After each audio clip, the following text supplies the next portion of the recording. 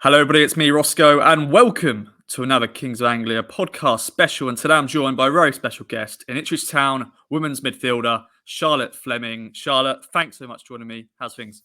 Thank you for having me. Yeah, I'm all good, thank you. Excited to be here. Nice one. It's great to have you on. It's appreciating your time, and we're going to discuss your career as a whole. Obviously, a new signing this summer. I always like to start these podcasts in the early days of your football and how you got into football. Obviously, women's football is changing every year, but let's take back to a young Charlotte Fleming who got you into football. I would probably have to give credit to my brother and my dad. I think he's older, so when I was little, I spent most of my weekends on the football pitch watching him. And obviously, you've got footballs all over the place. So I think I just started kicking it with my dad from an early age, and I just think I found almost this instant interest with it. Obviously, at the time, there wasn't many girls' teams out there and available. But we managed to get me into one of my local grassroots, Whittle, just down the road in Essex. And I kind of just stayed there. And that's probably was my first opportunity of women's football at around, 5, 6 years of age. Yeah, I'm sure you're now seeing at every game, you've got so many young girls, kind of watch, and obviously there's so much big opportunity for them. But obviously, yeah, for yourself when you're coming through, not as much. But in terms of your position, you're obviously a midfielder now. But did you play everywhere? Even stick yourself in goal at one point? Yeah, I actually think at one point I was in goal. I think when you're little, you just kind of go everywhere. I don't really think there's like set positions. And do you know what? I actually think that's really good because it allows you to see what every position like installs you to do and what is required in those positions. And I think gradually as you get older, you kind of find your feet and you find out where you really are best at playing. And for me, that was the midfield. And then obviously you start your career at Chelsea. I think was it 10 years old, so very early. Did you have to go to move to London, or did you just travel from Essex? Yeah, no, I just travelled. Bless my form mum. I think she was travelling from Chelmsford to Cobham about 3-4 times a week. So from like the age of 10, and I was lucky enough to get offered a pro for Chelsea at the age of 18. I was there till I was 19, so I was at Chelsea for about 9-10 years. So it was a crucial part of my football career and my development, and kind of takes a lot of credit for the player that I am today. So yeah, I've got nothing but love and respect for Chelsea and what they've done for me. That's good. I think you made your debut at 17, if I'm right, against Lewis in the League Cup. Yeah, I did. Did you get a medal? Because I think you won the League Cup that year, Chelsea. Yeah, I think we won. We won the League Cup. We obviously won the Conti Cup as well. So I managed to pick up a few things at that age for Chelsea, which is always like, it's just an honour, isn't it, at such a young age to be a part of those competitions and to go and win it. It just allows you to experience things that a lot of girls want to experience within their football career and their lifetime, and to do it at such an early age is something I'll always cherish. And of course, yeah, there's some big players there at Chelsea. Can you name drop some players who sort of helped you in those early days? I would say like the likes of like Sam Kerr, Millie Bright. They really took me under their wing when I was a young player at Chelsea, and they really allowed me to feel part of the group. It's always difficult going into a first team when the age gap is so big, and I think in the likes of the top teams like the Arsenals, the Man Cities, the Chelseas, they are more experienced, older players as such. So when you're a youngster coming in it's not really like you have many people your age or people that you can talk to or go and meet outside of football. So it's actually really difficult, as well as trying to play into the level and match their level. But no, the credit where credit's due. All the girls at Chelsea were lovely. Emma was lovely. So yeah, I can't fault them.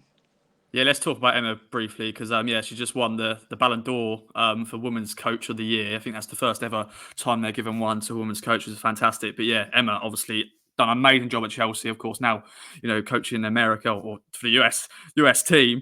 But yeah, Emma as a person, you're up close and personal with her. Yeah, no. There's, to be fair, what you see is what you get with her, which is something I really like as a player. What a coach to give. If you've had a good game, she will tell you. If you've had a bad game, she will also tell you. She can be quite brutal and quite harsh, but I do believe that's why she's one of the best coaches in the world, because she has that mentality. She has that, harsh barrier of what is good enough, and what is unacceptable. And I think when you're thrown into that environment, it just makes you as a player want to be better, want to learn more. As a team, you want to go and get the win that you might not be on paper to win. And I just think the culture and environment she creates is why she is so successful. Yeah, very much so. And yeah, great character in the game as well. You mentioned obviously you signed your first pro deal. I was reading. You were studying, of course, at the time before you went full time. What were you studying at the time, and have you used any of that since? Doing my A levels, so I Yeah. was studying psychology, PE, and then geography. When I got my deal, and I was debating whether to go to uni or not. But for me, the priority was taking that pro contract at Chelsea, and then potentially doing a uni degree online alongside that. And then as we'll get into it, I kind of fell into this injury, which took priority. So I've kind of just put education on the side just for a little bit. I am looking to go down that avenue and just open up it and explore it a little bit more. But for now, I'm just primarily focusing on the football aspects of things. Of course, and I've got a little stat here. Obviously, made a brief appearance at Wembley in the Community Shield win against Man City. That must have been a great experience going at Wembley. I know it was a little cameo, but still can say it. I played at Wembley. No, like I said before, I think being open to all these experiences within a football career is amazing. But I think being at such a young age and being able to say, do you know what, I was a part of that, and I played at Wembley, and I played at Stamford Bridge, and all these things at such a young age, you kind of take it for granted in a really weird way because you're so young. I don't think you acknowledge what you are achieving or what you are doing because you are so young. I mean, you're worried about going to school the next day on Monday morning, and you're tired. I don't think it's until you're my age now or a little bit older where you sit back and realise and think, do you know what? Credit where credit's due. I've done all right so far, and you get everyone going, I'm so proud of you, but you just think your family are proud in general, don't they? They're always going to be proud of you, whether you're playing Sunday League, whether you're playing in Wembley, whether you're playing in Champions League, the ones around you are always proud. So I think as an individual and as a player, it takes a lot for you to just sit back and acknowledge what you've done and kind of have self-appreciation for that. And I think over the years, I think I've got that more. Yeah, and obviously you go on to join Leicester. So that was the first time moving away from home, and obviously maybe going into digs, or did you move in with maybe a player or two? Yeah, so I actually moved out. So when I signed for Chelsea, I'm actually moved out house at 18. So I was living in Cobham at 18. So I kind of was on my own there, and then obviously I moved to Leicester, which was a difficult experience. It was in the heights of COVID. So moving to a brand new place, brand new location, don't know the girls, don't know the area, and I can't even go anywhere because it's COVID.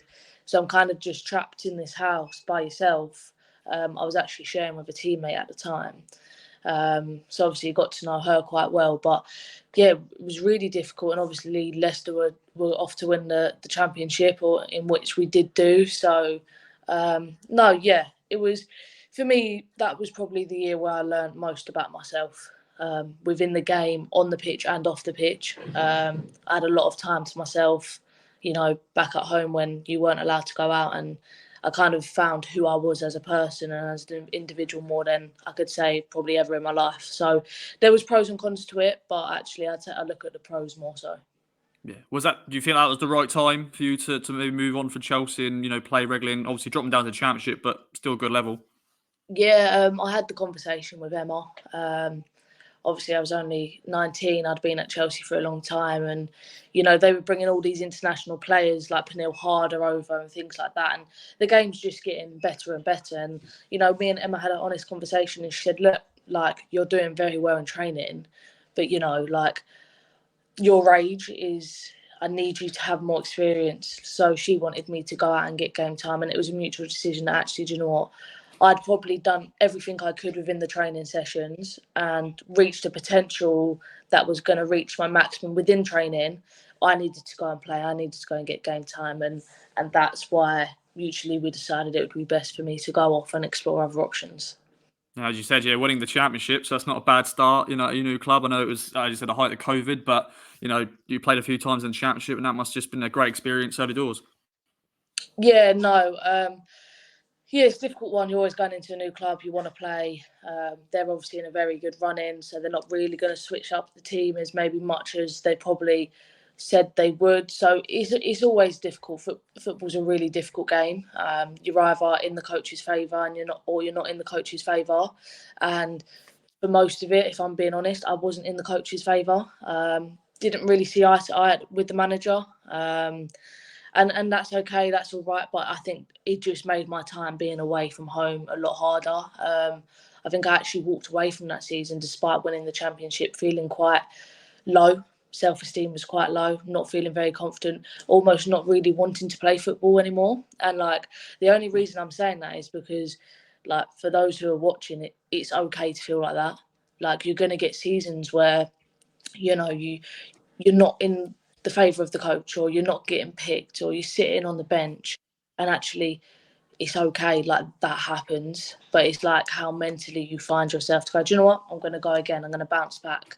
No one's season, no one's career is perfect. It's not all sunshine and rainbows. Unfortunately, there is a grey area of football, and it's the hardest area to deal with. But when you can deal with it, you can then deal with anything. So for me, a lot of learning at Leicester, and it's probably half the person I am today, and the mentality that I have today is probably down to experience in those lows in my career. Yeah, I can imagine. And obviously, you go back to London. Did you always feel like it was, going to be the place to go back to? Obviously, London City Lionesses up next, but did you feel like that was just a place where your base was, and you just felt that was where you're comfortable and get your football back?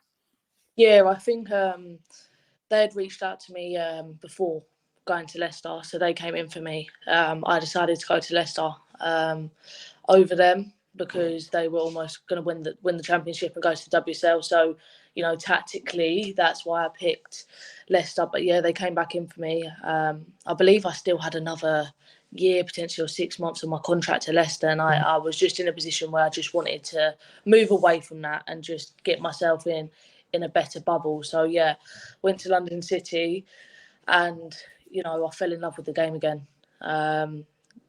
Just as soon as I got there, the environment, the girls, some of the girls are still my best mates now. It was just exactly what I needed in the right time of my life. And I can't fault London City. I can't fault the coaches. I can't fault the staff. Obviously, there was a lot of hearsay going on about the environment and the troubles and the money and the financial things. But as a player, being in that club for the 2 years that I was there, I enjoyed every minute of it. Yeah, because you're playing regular minutes in the championship, and you scored your first senior goal, if I'm right, against Palace. I think that was a big win as well. Yeah, I believe it was a 5-1 win. Yeah.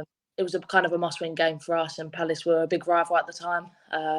So yeah, to obviously get a goal is always nice as a more defensive player. So no, City will always kind of be a special club to me, and it'll always be a club that I hope does well in the future. And yeah. And that's where obviously you meet Rachel as well, who's obviously at the club now. Is she basically what she is like right now? She's such a motherly figure around the place. Yeah, no, Rachel's great. Can't fault her. She's there whenever you need her, whatever time of day or night. She'll pick up the phone to you, and whether it's about football, it's about personal life, you can go to her with anything. And I think having that relationship with Rachel at London City, it allowed my move to Ipswich to be really smooth and be really helpful. Knowing familiar faces. So for me, a bit like City, it was the right move for me in my career to move to Ipswich and to be a part of what they're now building and growing.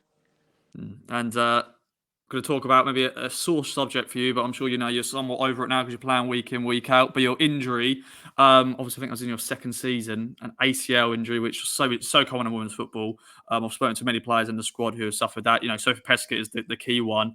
I think you also suffered 2 other injuries, part of that as well, and having to go through surgery. Talk us through that. I'm sure a journey of rehab, recovery, and everything. Yeah, no. So it was, I believe it was the second game of the new season. Was playing Charlton. I think we were winning about 3-0 in the 94th minute, which always makes it worse. There was only 93 minutes added time, so the game should have really been over anyway. I basically got past a girl, and unfortunately she's just tackled me quite badly, gone down to the ground, basically ended up completely rupturing my ACL. I did a grade 3 MCL, and my meniscus and my cartilage was gone pretty much. They said it was something about 75%. So yeah, it was a very big injury. Due to also doing my MCL, I had to go into rehab for 8 weeks before I could even get ACL surgery. So, you know, you're building up part of your knee to almost go and have surgery and kind of lose the process you've already gained on it. So, you know, that's hard. But yeah, after 8 weeks, I went into surgery, got my knee surgery done, and then I had a bit of complications because after surgery, obviously you get a lot of pain, but I ended up having a blood clot. So I had that in the calf, which then postponed my rehab for like another 3 weeks, because I needed to sort that out, and deal with that. So to be honest, like my ACL journey, it took me about 13 months to get back on the pitch, which for someone who that's your job, that's what you do every single day, is taken away for you for 13 months. You know, you have to, like I've said before in this call, you have to really find who you are as an individual, because don't get me wrong, you have dark days. You know, there's days you wake up in bed and you're thinking, why me? Why did you do that to me? Like, why was I the player that's now out for 13 months? Or, you know, you've got to find that motivation. Okay, I need to go to the gym today. I need to do my rehab, or I need to do the stretches that I've been told to do. But do you know what? I'm upset. I don't want to do them. But actually, I have to do them, because if I don't do them, I won't be back on the pitch. And I think you've just got to find this inner fire and this inner belief that, okay, this is just a bump in my journey. This is just a little hurdle that I've got to overcome. And my family, my friends, you know, they were by my side every single day. They saw the ups, the downs, the laughs, the smiles, the cries, and I wouldn't have been able to get through the process without them, truly and honesty. But, you know, I'm kind of grateful it happened, because it made me realise how much I want to play football, how much I love the game, how much I missed it. I missed being out on the pitch, and the want and hunger and the desire that I had before was probably 10 times stronger, because I knew what it felt like to not have that. And then to finally get it back 13 months later, the feeling was amazing. Yeah, I can imagine. Yeah, obviously you go and sign for Watford, and that comeback, that game, you know, just to build up to it, because back in your mind, you're like, you know, I could make an appearance here. And yeah, what was that like? You know, crossing that white line and getting onto that pitch. Yeah, I think I'd done the hard work. You know, I'd graft every single day for 13 months. You know, and it takes a lot for someone to do that. And I think I just owned, you know, I owned the responsibility, and I owned the opportunity of, do you know what, this is my moment, but I deserve that moment.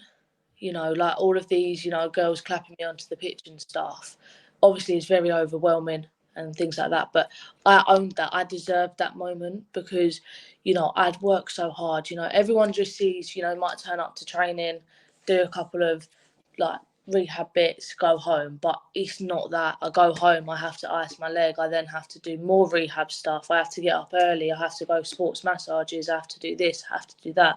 So I think once you've lived it and you've experienced it, which I hope no one else does, it makes you appreciate the little moments you get in a game. So whether that's 5 minutes or 10 minutes, you know, you might be on the bench, you might be sulking, or you might be upset because you've not had that opportunity, or you've not started. But for me, I might be sitting on a bench, but if I get 5 minutes, I'm buzzing, you know, because I've had 13 months of football not playing.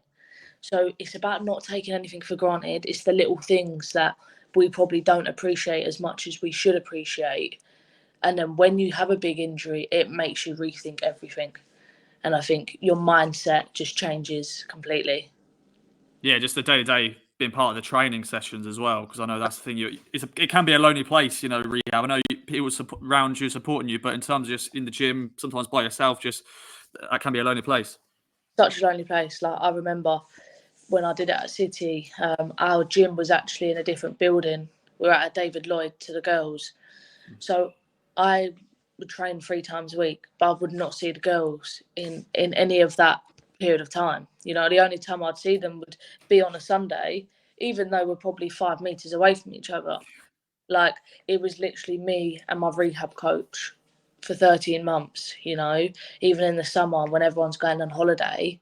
I was coming towards the end, so I was still going in. I was still doing pitch running, so I didn't even really have much time off, you know, in that space of time. So it is so lonely, but you've just got to find things that can fill that void. So for me, just like a little funny thing, like, I love colouring. So like, when I couldn't go out and do things or be a part of things, like, I'd go home and I would colour because I find it satisfying. I find it therapeutic, and you know, I could colour for hours. I'd stick a film on and colour, and you know, the day was then gone, and it felt, oh, like I hadn't missed out, or I wasn't lonely, or I wasn't by myself. So for me, like, trying to fill the void of that loneliness is so important, because if you don't, I feel like you could get into quite a dark place.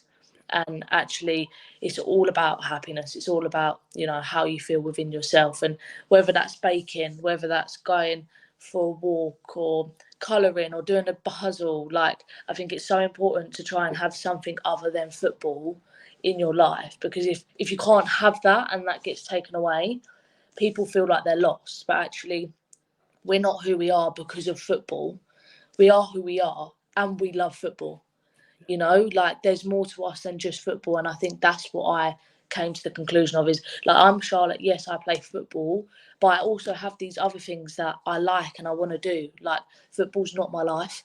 And then because of that injury, that's how I realised that. And that's when I started to do all the other little things that I like doing that maybe I haven't done for a while, because, you know, you're so fixated on playing at the weekend or being in the starting 11 or going to training and having an amazing week, you know. So you just learn about your character and your individual self, like, to another level. I can't explain it. Yeah. Obviously, I've never been in that boat, but I know so many people who could be watching this could be going through an ACL injury now. So hopefully that's inspired them, and do some colouring. I think that's my takeaway right there from you, Charlotte. There, do some colouring if you you know, you're in that lonely place. You want to just brighten up your day, do some colouring. That's great, I think. And obviously, the end goal was obviously to get back on the pitch, and that's what's happened. Obviously, you signed for Ipswich Town this summer. How did the move come about? Obviously, you knew Rachel. Obviously, you've come up against Joe's academy teams in the past. I know Chelsea and Ipswich Town played in the under-21s league. I went through those games back in the day, and they're always good battles. But yeah, I'm sure that was that connection with Joe. Yeah, no, like, I've known Rachel, but I've known of Joe and kind of known Joe for years. Obviously, being at Chelsea, we played Ipswich, Colchester, repeated amount of times over the years. So I've actually probably known Joe since I was about 12. Just seeing him obviously at the games, manager, things like that. And I actually knew quite a lot of the girls at Ipswich, because back in the day when they were at Colchester, I actually trialled for Colchester. So the likes of EK, those sort of girls, I was a part of. Obviously, then going through to the England camps, like with Boz being there, Peskett, Eloise, you know, I was friends with them at England. So for me, Ipswich had such an appeal to me as an individual, because I knew the manager, I knew like the general manager, I knew the girls there, and I wanted to go into an environment where I would feel a part of it, I would feel valued and respected. And for me, Ipswich ticked all those boxes. Yeah, very much so. And obviously, it's been an ambitious summer in terms of signings, you know, bringing players from the league above. You obviously had to captain the team in the opening few games because Boz was injured. I'm sure that was a moment to be proud of. I know you captained Chelsea at maybe youth level and maybe other teams, but yeah, captain Ipswich Town in those opening games. Can you remember when Joe came in and said, "Well, Boz is injured and you're my skip for this few games"? Yeah, well, funny story. Like, it was the first game of the season was Oxford away, and I think we pulled up to like South Mim services, and we all got off to like get a coffee, and literally I was walking back onto the coach, and I think Joe, just being Joe, just tapped me and was like, "You're going to be captain today." Like, and then I was like, "Okay," and he's like, "All right," and then just got back on the coach, like something, you know, not a big deal, because like for me, and I think for him as well, like, it wasn't something that needed to be made a big deal. Obviously, like, Boz was injured, and I think Kyra was injured because Kyra was the vice captain. So it then fell to me, which is obviously a great honour. And I wore the captain's armband with a huge amount of pride. Walking out the girls, it's a great feeling. But I think, in the scheme of things, we needed to go there and win the league. They'd win the game. They'd never beaten Oxford away. So I think that was almost the main priority. Whether I was captain or someone else was captain, it wasn't really a big deal. We needed to go there. We needed to get the 3 points, and I think that was what we wanted in the end. So of course it was a great honour to wear that captain's armband, and I would of course love to do it again, but we needed to go and win that game, and I think that just overshadowed who was going to be captain anyway, if that makes sense.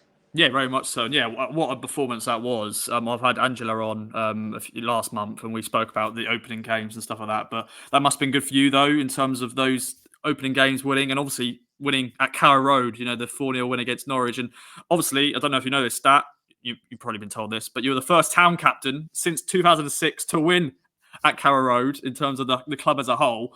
But that must have been another proud moment, walking out, a big stadium like Carrow Road. And in the derby, and obviously that crowd, you walked right in front of that crowd right there. It was a great crowd. Go and watching that game. No, yeah, of course. Like, obviously, to play for Ipswich and to walk out in any game is an amazing feeling, and it's a great honour, and it's stuff that we want to do week in, week out. But I think obviously the big Norwich game, obviously rivals, the almost atmosphere that is created. I remember we were on the team coach going through Norwich, and you got people like booing at us, got like little kids waving their middle fingers at us, like, and I don't think you realise, like, oh my God, like, this is for someone who, like, obviously hasn't been a part of Ipswich for a very long, like, you didn't think it would be that much of like a big thing, and I think getting there and realising, oh God, like, these two teams hate each other, like, it just, for me as a player, like, I kind of thrive off that, and I kind of think, okay, like, you get into like the atmosphere and you get into the environment. But no, it was a great game, pretty tough game actually to begin with. I think we actually went in half time at 0-0, I believe. Yeah. They kind of sat off us, but no, obviously we made a few changes, and Tash and Pest came onto the pitch and delivered what they're best at, and ended the game with a win. And no, I think it was a great night for the team, great night for Joe, but great night for Ipswich as a whole. And I think it really set our season off in the right direction after that game. Yeah, it did. And obviously, I want to mention your first 2 goals to the club. Away, a long way to Plymouth, down in Devon. But yeah, 5-1 win at home park as well. And yeah, to get your first 2 goals at the club, I'm sure you're happy about those. Yeah, of course. I think for me personally as an individual, I've been trying to work on that aspect of my game a lot more. Like, I would say I'm good at the defending aspect and, being that unit. But I've really been trying to focus on the more attacking side and trying to be a bit more of a versatile number 4. So for me to get myself into those positions and to score and for it to pay off, it is rewarding. And, it gives you that confidence to be able to say, do you know what, I can do both. Like, I'm not just a defensive player. Like, I do have the ability to get higher up the pitch and create chances and score goals for the town. So, no, it was a tough game as likewise. So we needed to come out of that second half and score. And for me to then break that tie and go 2-1 up, like, yeah, I loved it. And then obviously to get the final one of the day, yeah, I can't complain. It's always a great feeling to score and to do that for your team and to give help to your team to make the win. So no, it's a game I'll always remember, and not bad goals either. Definitely, and obviously in the pink kit as well. I think that's the first time the club have worn that, because obviously the men haven't worn it yet. But yeah, that really stands out as well when you're playing against Plymouth. It really stands out. What's your favourite out of the 3? I think blue's very classic, although Yeah. that pink kit, all the girls loved it. I can't lie. I think we're trying to wear it more. But I would say this year, all 3 kits are lovely. Like, even the burgundy one, we wore that against Billericay. I think that I'm a West Ham fan, you see, so Yeah. that little bit West Ham. So no, I think, to be fair, all of them are lovely. But it's difficult. I probably would have to say the pink. Yeah, and it just looked great in the pictures at Plymouth as well. And obviously, yes, your first two goals of the club was in that kit as well. So a nice lucky charm for you. And obviously, the last two games have been interesting ones. Obviously, double figures in both games against MK. But there's just been relentless performances from you girls. Obviously, at the end of the day, you're going to come up against a team who, yeah, they're struggling. Obviously, it's a very young team at MK, but you're going to play what's in front of you, aren't you? And obviously, the league game, the FA Cup game. What's that like as a player going into those games and scoring that many goals? There's two sides to it, because at the end of the day, like, some teams might be like, oh, I feel guilty that we've knocked in 7 goals before half time, or shall we go out there or shall we change the team, or shall we, I don't know. Do you know what I mean? But actually, the other side is you have to be brutal, you have to be ruthless, and no matter what opponent is faced in front of you, you should perform at the level that you're performing at. Why should you drop your level because a team is maybe weaker than another? Because if we don't perform against teams like that, then how are we expected to go and play against harder teams in our league at the same level? I think it's just a mindset thing in the sense of, yeah, we have knocked 7 past you, but unfortunately we are going to knock another 7 past you because we're ruthless, we're determined, we have this mentality that we're going to show everyone what we can do, and we're not just going to stop because we feel sorry for a team or we feel bad. Actually, this is about us. At the end of the day, it's not about MK Dons, it's not about Lewis, it's not about Oxford, it's about Ipswich, and it's about what we represent and what we identify as. And we want others looking in that thinking, God, yeah, they don't stop. They scored 25 goals in 2 games.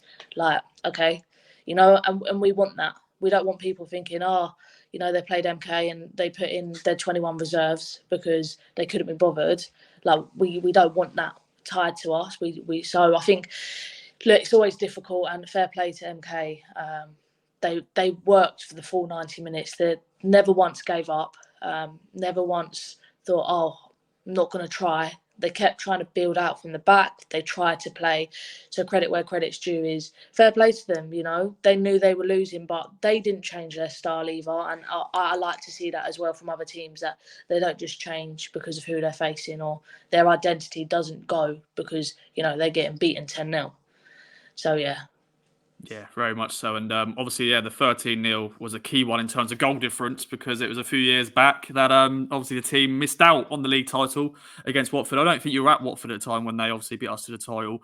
But yeah, that was frustrating because, yeah, to miss out on the title on goal difference. But yeah, this time around, we've been scoring goals for fun. I think it's 36 goals in the league, unbeaten league start. How do you look back at the season as a whole, Charlotte, as a team, as an individual as well? Yeah, I think on that goal difference, I think that was also another thing. Like, obviously, Joe came into at half time when we beat them 13-0, and I believe it was about 6 or 7-0. And he was like, almost like, look around, like, we lost out on what we're trying to go for because of that. And how annoyed would we be at ourselves if we felt sorry for them, we stepped back a bit, we played some football and wasn't clinical, and actually it come to the end of the season and we were 2 goals off it, and actually there's 2 goals we could have scored in that game. So I think some of the girls, having been through that experience and losing out because of goal difference, they're not prepared. They're not prepared to do it again. But as a whole, I think, touch wood, we've had a great start. We've had a really good start to the season, and I think we are only just getting better and better. I think this is just where we're at, but I think we can be here. We've got a lot of learning to do. We've got a lot of growing to do as individuals, as units, as a team. But I believe in every single one of those girls on that pitch. I believe in every single staff member at the club. I believe in the help and the support that we get from outsiders, from the fans. And actually, I do think it's the year that Ipswich can win it. And I say that fully confident. I'm not afraid to say that because actually we work hard, we train hard, we prepare hard. We are so ready when it comes to any Sunday to play against our opposition, beat them, get the 3 points, and prepare them for the next week. And I think the preparation and just the little things compared to last year, I've been told it is just so much better. And it's almost like being taken so much more seriously. And so I think I have full belief that we can do it. I think everyone else is believing that as well. And I think when you have a togetherness as strong as the girls and the staff as Ipswich, there's no reason why you can't achieve it. Yeah, I think the fans are believing as well. Obviously, it's been some great, crowds down at Felixstowe. What's that been like playing down at the Felixstowe ground and seeing, so many great fans coming down? Young girls, young boys, just families, just everyone, wanting to see this team play well, and obviously they're getting entertained. Yeah, honestly, I would say that like the fans at Ipswich is probably the most fans like that a team I've played at, except from like Chelsea, has received within a league in the Tier 3 league. And actually, I was pretty amazed and pretty shocked at how many fans they get to the games. But it's amazing, and I think the fans are amazing. The people who come and support are amazing, and they don't understand how much it means to us players, walking out and having a crowd at Felixstowe. It just gives you this little buzz inside you. Like, these people are here to watch you. They come here to watch you play. And you almost not only want to play well for yourself, you don't always want to play like well for your family, but you want to play well for them. You want to make their time and come in and their travel in to come watch you play worth it. And I think, when we've drawn a game or losing a game, like, that's what we think about. We think the fans are here to watch us. Like, we need to give them what we deserve, but also what they deserve. So yeah, the fans are incredible. Can't fault them one bit. They're always there. They're chanting. They're supporting. They're playing the drums. They're cheering. I just think it's a lovely atmosphere. It's a lovely family atmosphere. Young girls coming along with their family. You've obviously got the original fans who are there every single game. You get the new ones that come and go. But no, I love the club. I love the fans, and yeah, it's amazing. Yeah, it must be a great moment as well when you see all of them lining up, wanting a Charlotte Fleming signature. Obviously, they want all the other players, but as you're on here, but that must be a nice moment, to sign it. Have you got your signature and all sorted now? Yeah, I think I've got it on lock. By the time I get Yeah. to 21, it goes a bit, Yeah. but they'll never know, so it's all right. Yeah, definitely. But yeah, it's been great to have you on. Any other business? I want to give a shout out to Natasha Thomas because she's obviously smashing all the records, becoming an all-time appearance maker at the club, also becoming the first senior international playing for Jamaica against France. I want to also mention, Charlotte, you playing for England at youth level as well. I'm sure that was an honour. Did you keep a shirt or anything like that? Yeah, I did. Yeah, kept the shirt. Obviously played for England throughout the age groups and went to the Euros and experienced another big competition like that. But enough about me. Yeah, Tash is killing it. She's smashing it, and I'm so happy for her. I'm so proud of her. She deserves it, and the girl works hard. She works incredibly hard, and she's had her ups and downs. And she's someone who can get in her head a lot. And I just think this past month has done the world of good. I think that self-belief within her has increased massively, and she knows that she's valued and she has a purpose. And us girls, we love her to bits, both on and off the pitch. She's the sweetest person. You can speak to her to anything. Me and Tash have quite a good rapport with each other. We have that jokey side, and we have that quite serious side where we can have a chat. So Tash is kind of seen as the motherly figure in the team. Obviously we've got quite a young squad, and sorry, Tash is one of the older ones.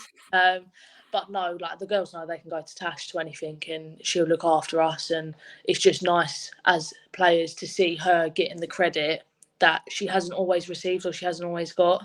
She works incredibly hard, and for strikers it's hard, isn't it? Because if you don't score in a game, people are looking at you to say, "Oh, why haven't you scored?" So I think especially at the weekend, scoring 5, it should just give her confidence that she can score, she can deliver when we need her to, and I hope she comes off this weekend feeling really happy with herself, because she should be.